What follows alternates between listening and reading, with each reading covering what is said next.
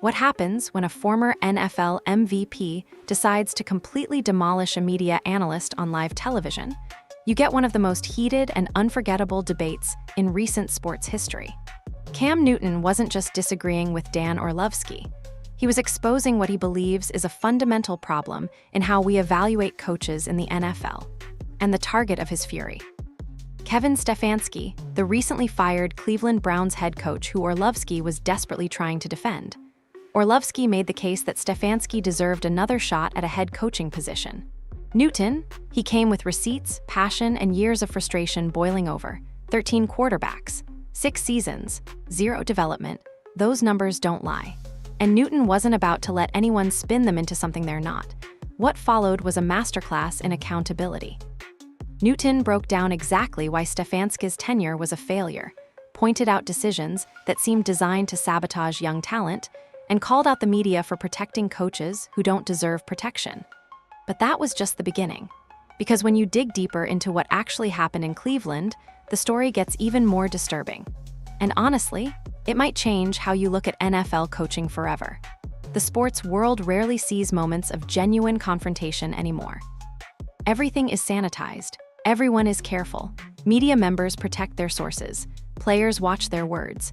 But every once in a while, someone decides they've had enough. Someone decides that the truth matters more than playing nice. That's exactly what happened when Cam Newton went head-to-head with Dan Orlovsky over the legacy of Kevin Stefanski. This wasn't your typical sports debate where both sides make their points and shake hands at the end. This was personal. This was raw. And most importantly, this was necessary. Orlovsky had positioned himself as one of Stefansky's biggest defenders in the media landscape. He consistently made the argument that Stefansky was a brilliant offensive mind who simply had bad luck with quarterbacks. That the revolving door at the position wasn't a reflection of coaching failure, but rather a reflection of poor talent evaluation by the front office. Newton wasn't having any of it, not even for a second. The former MVP and Super Bowl quarterback came loaded with statistics, examples, and the kind of passion that only comes from someone who truly understands what it takes to succeed in the NFL. He didn't just disagree with Orlovsky. He systematically dismantled every single argument the former quarterback turned analyst tried to make. The exchange quickly went viral across every major social media platform. Clips were shared millions of times. Sports talk shows dedicated entire segments to breaking down what happened.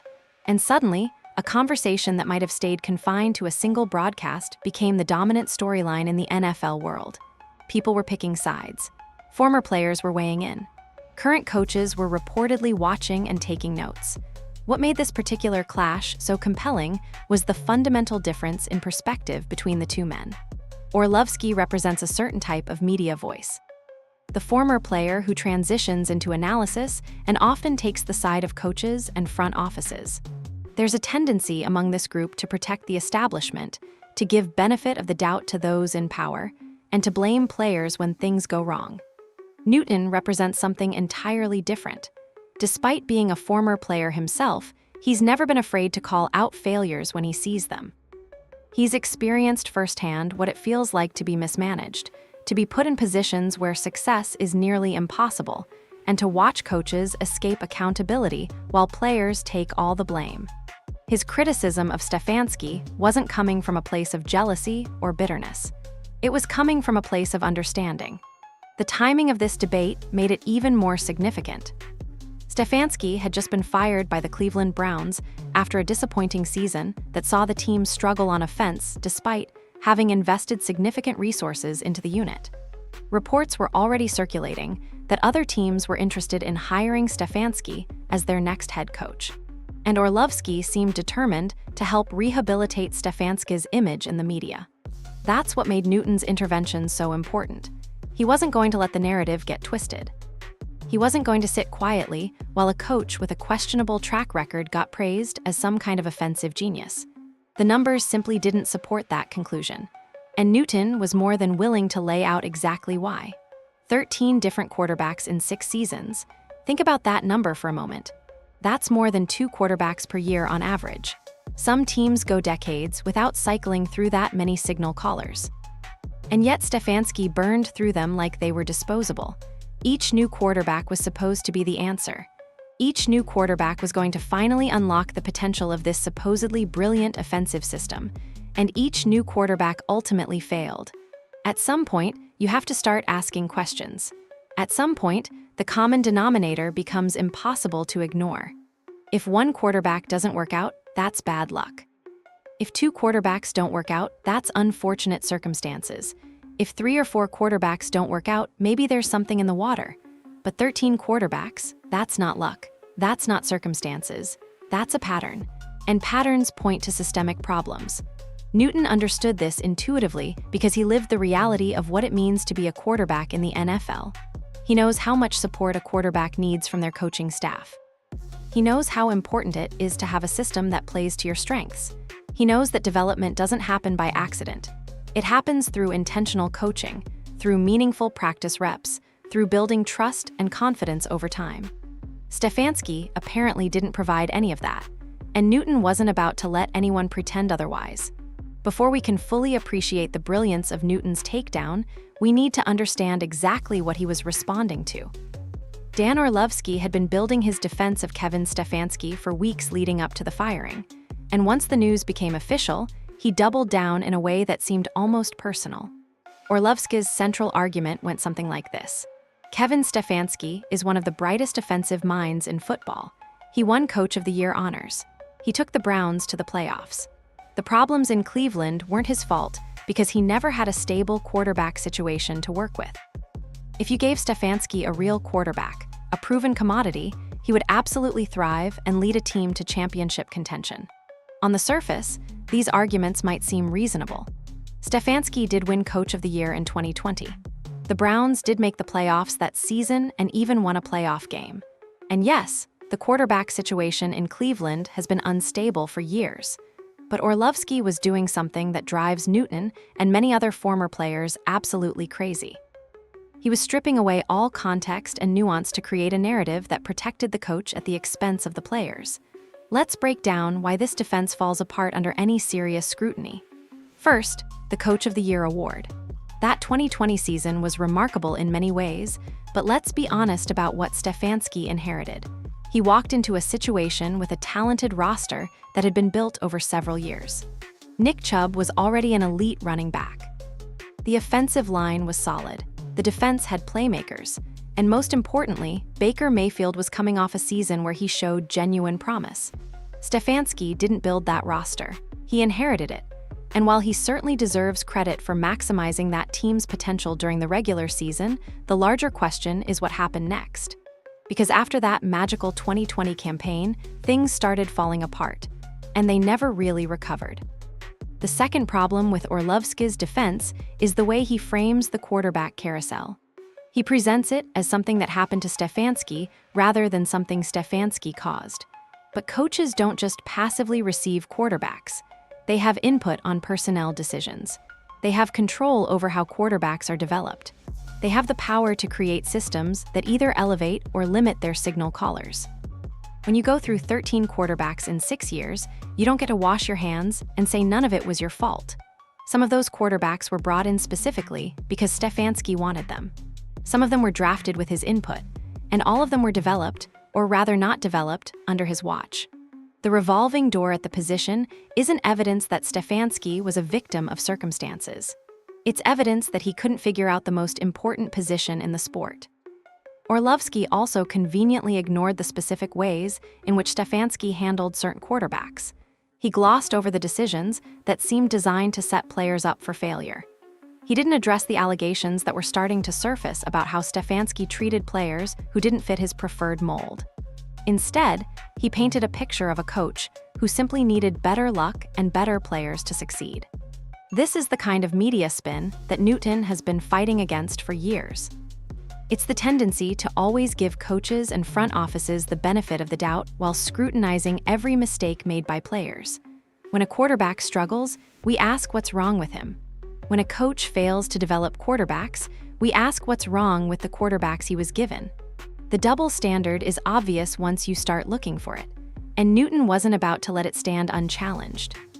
What made Orlovsky's defense particularly frustrating was his insistence that Stefansky would definitely get another head coaching job and would definitely succeed in his next opportunity.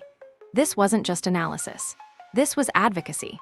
Orlovsky was actively campaigning for Stefansky to get another chance, which meant he had a vested interest in downplaying the failures in Cleveland. But here's the thing about the NFL. It's a results-driven league. Excuses only go so far. And when you strip away all the noise and look at what actually happened during Stefansky's tenure, the picture isn't pretty. The Browns won that playoff game in 2020 and haven't won one since. The offense that was supposed to be Stefansky's calling card became inconsistent and frustrating. And the quarterback position, which should have been stabilized by now, remained in constant flux. These aren't the hallmarks of a great coach. These are the hallmarks of a coach who got lucky once and couldn't replicate that success when circumstances changed. And yet, Orlovsky kept pushing the narrative that Stefansky was unfairly dismissed. That's when Newton decided he'd heard enough. The moment Cam Newton opened his mouth, you could tell this wasn't going to be a polite disagreement. His voice carried the weight of genuine frustration. His words were chosen with surgical precision, and his message was unmistakably clear. Kevin Stefanski failed at his most important job, and no amount of media spin was going to change that reality. Newton immediately went to the numbers because numbers don't lie. 13 quarterbacks. That's not a normal situation. That's not even an unusual situation. That's an absolutely extraordinary failure that demands explanation. Newton pointed out that there are franchises in the NFL that haven't gone through 13 quarterbacks in their entire existence. And yet Stefansky managed to do it in just 6 years. But Newton wasn't just throwing out statistics without context. He was making a deeper argument about what it means to be a head coach in the modern NFL. The quarterback position is everything. Teams rise and fall based on their ability to find, develop, and sustain quality play at that position. And the head coach, especially an offensive-minded head coach like Stefansky, bears primary responsibility for making that happen. You don't get to cycle through 13 quarterbacks and blame all of them. At some point, the problem isn't the players you're bringing in. The problem is what happens after they arrive. Newton emphasized that developing quarterbacks isn't some mysterious art form that only a few coaches can master. It's a fundamental skill that should be expected from anyone in a head coaching position. And Stefansky demonstrated time and again that he simply couldn't do it. Newton brought up specific examples to illustrate his point. He talked about the young quarterbacks who came through Cleveland with promise and left without having improved. He talked about the veterans who seemed to regress under Stefansky's guidance. And he talked about the decisions that seemed designed to undermine rather than support the players at the most crucial position. One of Newton's most powerful arguments centered on accountability. He pointed out that in any other profession, this kind of track record would be disqualifying. If a teacher had a classroom where students consistently failed year after year, we wouldn't blame the students. We'd question the teacher. If a manager led team after team to failure, we wouldn't blame the employees. We'd question the manager. But in the NFL, coaches like Stefansky somehow escaped this basic logic. Newton was having none of it. He declared emphatically that Stefansky's firing wasn't just justified. It was overdue. The only surprising thing was that it took this long for the Browns to make the obvious decision. When you fail at the most important part of your job for 6 consecutive years, you don't deserve another chance. You deserve exactly what you got. A pink slip and a long time to think about what went wrong. The passion in Newton's voice came from personal experience. He knows what it feels like to play for coaches who don't put you in positions to succeed. He knows what it feels like to be blamed for failures that weren't your fault. And he knows what it feels like to watch coaches escape criticism while players get destroyed in the media. That experience gives Newton a unique perspective that someone like Orlovsky simply doesn't have. Orlovsky was a career backup who never faced the same level of scrutiny that a franchise quarterback faces. He didn't live through the pressure of being expected to save a franchise while being given inadequate support. So when he defends coaches like Stefansky, he's doing so without fully understanding what those coaches put their quarterbacks through. Newton's argument wasn't just about Stefansky. It was about changing the entire conversation around coaching accountability. He wants the media to start asking tougher questions. He wants teams to have higher standards for their coaches. And he wants players to stop being scapegoats for coaching failures. The 2020 playoff appearance that everyone keeps bringing up as evidence of Stefansky's brilliance, Newton questioned that too. He pointed out that the roster was stacked before Stefansky ever arrived. He noted that Baker Mayfield was playing at a high level when Stefansky inherited him. And he suggested that perhaps any competent coach could have achieved similar results with that much talent already in place. What happened after 2020 is far more telling. The offense regressed. The quarterback play deteriorated, and Stefansky seemed to have no answers. That's not the profile of a great coach. That's the profile of someone who got lucky once and couldn't figure out how to replicate that success. Newton wanted everyone watching to understand something fundamental. Coaches have to be held to the same standards as players. And when a coach fails as spectacularly as Stefansky did with quarterbacks, the appropriate response isn't to make excuses. It's to acknowledge the failure and move on. But the most damning evidence of Stefansky's failures was still to come. If you want to understand exactly why Cam Newton was so furious, you need to look at how Kevin Stefanski handled Shedeur Sanders. Because this situation encapsulates everything that was wrong with Stefansky's approach to quarterbacks. It's not just a single bad decision. It's a pattern of behavior that suggests Stefansky was either incapable of developing young talent or simply unwilling to do so. Shedeur Sanders came into the NFL with massive expectations. He was one of the most decorated college quarterbacks in recent memory. His accuracy was elite. His pocket presence was mature beyond his years, and his competitive fire was obvious to anyone who watched him play. This was exactly the kind of young quarterback that a smart coach would embrace and nurture. But that's not what Stefansky did. Instead of welcoming Sanders and giving him every opportunity to succeed, Stefansky made a decision that baffled everyone who understood quarterback development. He refused to give Sanders any meaningful first-team reps during training camp. Think about what that means for a moment. Training camp is where young quarterbacks learn the speed of the NFL. It's where they build chemistry with receivers. It's where they start to understand how the offensive system works in real game situations. It's arguably the most important developmental period of a young quarterback's career. And Stefansky decided that Sanders didn't need any of that. He kept Sanders with the second and third string players. He limited his exposure to the starting offense. He essentially treated a first-round talent like a training camp body who might not even make the roster. The obvious question is why? Why would any coach deliberately handicap their young quarterback like this? There are a few possibilities, and none of them reflect well on Stefansky. Maybe Stefansky simply didn't believe in Sanders. Maybe he had already decided that whatever quarterback he had before Sanders was his guy, and he wasn't interested in developing an alternative. This would explain the lack of first-team reps. If you don't believe in a player, you don't waste valuable practice time on them. But if that's the case, then why did the Browns draft Sanders in the first place?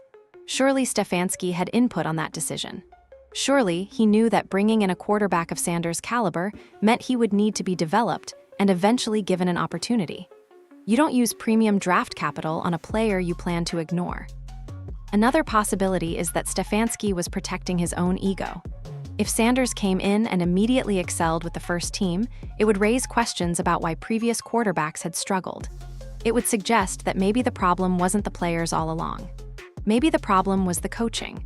And for someone like Stefansky, who had built his reputation on being an offensive guru, that kind of exposure would be devastating. Whatever the reason, the results speak for themselves. When Sanders was finally thrown into game action, he was completely unprepared. He hadn't built chemistry with his receivers. He didn't have a feel for the rhythm of the starting offense. He was essentially playing on instinct and natural talent because Stefansky hadn't given him the preparation he needed. And yet Sanders still showed flashes of brilliance. Despite the lack of support, despite the impossible circumstances, he went out there and competed. He made throws that had scouts nodding their heads. He showed poise in the pocket that shouldn't exist in a quarterback who hadn't practiced with his teammates. He proved that the talent was real and that with proper development, he could absolutely be the franchise quarterback Cleveland had been searching for. But proper development requires a coach who is invested in your success. And based on everything we've seen, Stefansky was not that coach. He seemed more interested in proving that his system was perfect than in adapting to the strengths of his players. He seemed more concerned with being right than with winning games. The lack of first-team reps wasn't just a mistake. It was sabotage. Maybe it wasn't intentional sabotage. Maybe Stefansky genuinely convinced himself that this approach made sense. but the effect was the same. A talented young quarterback was set up to fail before he ever took a meaningful snap. Newton understood this because he's seen it happen before. Young quarterbacks are often treated as threats by coaches who are insecure about their own positions.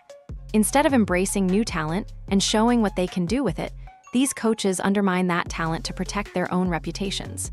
If the young quarterback fails, the coach can say they knew all along he wasn't ready. If the young quarterback succeeds despite the obstacles, the coach can take credit for the development. It's a no-lose situation for the coach and a no-win situation for the player. And Stefansky played this game with Shedeur Sanders from the very beginning. But somehow, things managed to get even worse. There's a specific moment that perfectly captures Kevin Stefanski's failures as a head coach. A single game that tells you everything you need to know about his decision-making and his willingness to sabotage his own players. That game came against the Tennessee Titans, and what happened during those crucial final minutes should have gotten Stefansky fired on the spot. The Browns were in trouble. The Titans had built a lead, and the game seemed to be slipping away. Cleveland's offense had struggled for most of the afternoon, and the mood on the sideline was increasingly desperate. This was exactly the kind of situation where you need your quarterback to step up and make plays, and Shedeur Sanders did exactly that. He put together one of the most impressive performances of the entire NFL season, not just for a rookie, not just for a Browns quarterback, for any quarterback in the league. He threw 4 touchdown passes. 4. He carved up the Titans' defense with precision and poise. He brought the Browns roaring back from the brink of defeat and put them in position to win the game. The stadium was electric. Browns fans who had suffered through years of quarterback disappointment were seeing something special. Here was a young player, unprepared and unsupported by his coaching staff, putting the team on his back and willing them to victory. It was the kind of performance that creates franchise quarterbacks, the kind of performance that builds legends. With the game on the line, all Stefansky had to do was ride the hot hand. Let Sanders finish what he started. Give him the ball and let him close out a win that he had earned through spectacular play. Any competent coach would have made this decision without hesitation. But Kevin Stefanski is not any competent coach. He made a decision that still defies explanation. With the game hanging in the balance, with the momentum completely on Cleveland's side, with Shedeur Sanders playing the best football of his young career, Stefansky pulled him from the game. He replaced Sanders with Isaiah Judkins and completely changed the offensive approach. Instead of letting his quarterback continue to attack, Stefansky went conservative. He tried to run out the clock rather than put the game away. He took the ball out of the hands of the player who had just thrown 4 touchdowns and put it in the hands of a running back who hadn't been particularly effective. The results were catastrophic. Judkins couldn't get anything going on the ground.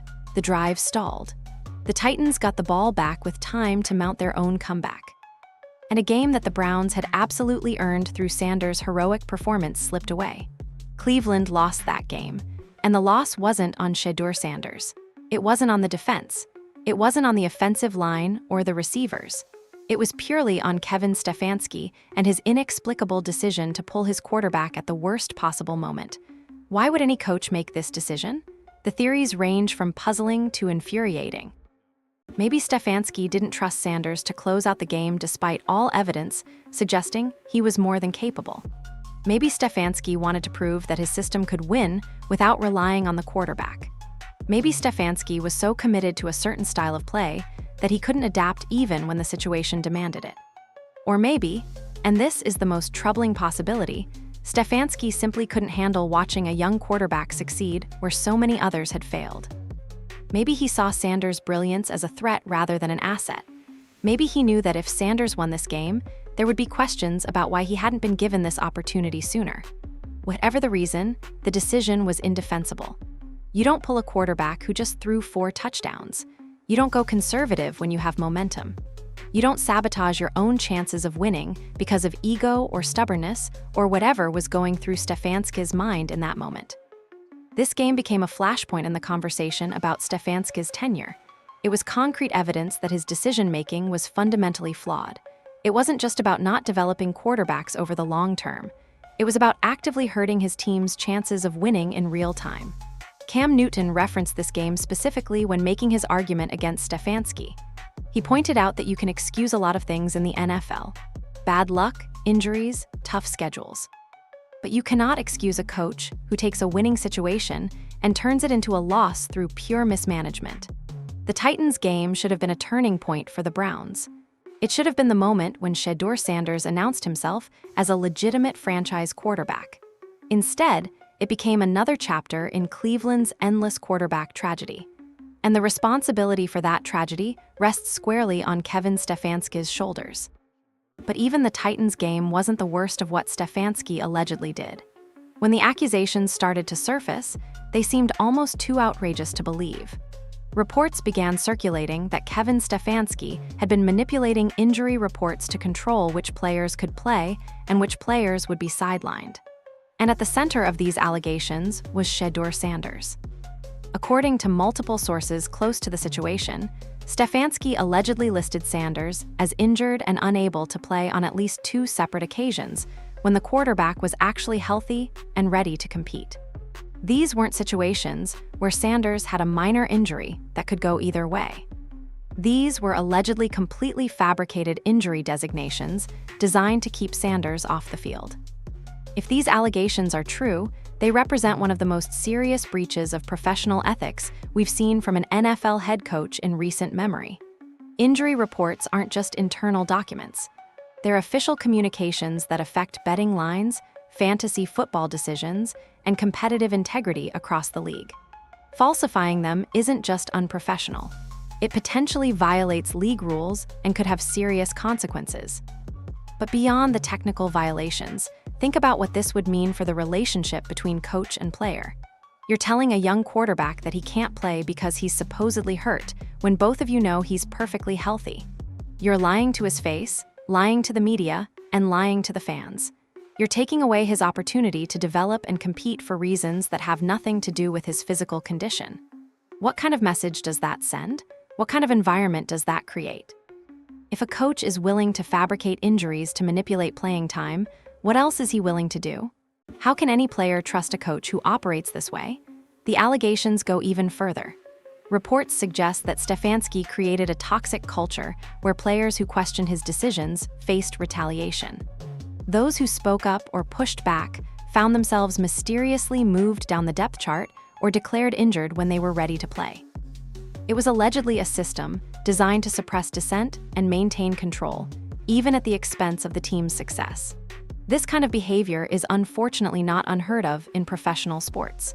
Coaches who feel their authority is threatened sometimes resort to petty tactics to remind players who's in charge. But there's a difference between being a tough disciplinarian and being a manipulative liar. And if the allegations against Stefansky are accurate, he falls firmly into the second category. The specific case of Stefansky's explanation for Sanders' alleged injuries is telling. In one instance, Stefansky reportedly claimed that Sanders had a muscle issue in his throwing arm that required rest. He suggested that because quarterbacks need that muscle to throw, they had to be cautious and hold him out. It sounded reasonable on the surface. No one wants to risk a young quarterback's long-term health for a single game. But people close to the situation have suggested that there was no such injury. That Sanders was perfectly healthy and desperate to play. That the injury designation was simply a convenient excuse to keep him on the sideline for reasons only Stefansky understood. If this is true, it adds a whole new dimension to the criticism Newton and others have leveled at Stefansky. It's one thing to fail at developing quarterbacks through poor coaching techniques or bad game plans. That's incompetence. But actively sabotaging players through fake injury reports? That's something much darker. The pattern of behavior suggests a coach who is more concerned with protecting his own reputation than with giving his team the best chance to win. By keeping Sanders off the field, Stefansky could control the narrative. He could continue to blame the quarterback position for the team's struggles without having to answer for why a healthy, talented quarterback wasn't playing. It's a form of self-preservation that puts personal interests above team success. And it's exactly the kind of behavior that should disqualify someone from ever coaching again. Newton didn't directly address the injury report allegations in his debate with Orlovsky, but they form an important backdrop to his larger argument. When he talks about coaches failing to develop quarterbacks, he's not just talking about X's and O's. He's talking about the entire environment that coaches create. Are they supportive? Are they honest? Are they invested in their players' success? Or are they playing political games to protect themselves? Based on the allegations, Stefansky was playing political games, and the casualties of those games were the young quarterbacks who never got a fair chance to prove themselves. The NFL has historically been reluctant to investigate coaches for this kind of behavior. Teams protect their own. The league doesn't want scandals. And players who speak up often find themselves labeled as difficult or uncommitted. But the Stefansky situation might be different. The allegations are specific. The pattern is clear. And there are enough voices speaking out that it's becoming impossible to ignore. When the truth finally comes out, it might be even worse than anyone imagined. When Stephen A. Smith decides to weigh in on a controversy, people listen. He's one of the most influential voices in all of sports media. His opinions shape narratives and influence how millions of fans think about the games they love. So when Smith came out and emphatically supported Cam Newton's position on Kevin Stefanski, it added significant weight to the argument. Smith didn't mince words. He declared that the decision to fire Stefansky was absolutely the right move, and that anyone defending the former Browns coach was ignoring the obvious evidence. Over 6 years, Stefansky had 13 different quarterbacks come through his system. 13, and he couldn't develop a single one of them into a consistent performer. That's not bad luck. That's not tough circumstances. That's a fundamental failure at the most important aspect of the job. Smith made the point that the NFL is a quarterback-driven league more than ever before. Teams that have elite quarterbacks compete for championships. Teams that don't struggle to stay relevant. And the coaches who succeed at the highest level are the ones who can either attract elite quarterback talent or develop raw talent into something special. Stefansky did neither. He couldn't attract top-tier quarterbacks to come play for him, and when he was given young quarterbacks with potential, he failed to develop them. That's a damning combination that suggests he simply isn't equipped to succeed in today's NFL. Smith's support was significant because he was willing to challenge the media consensus.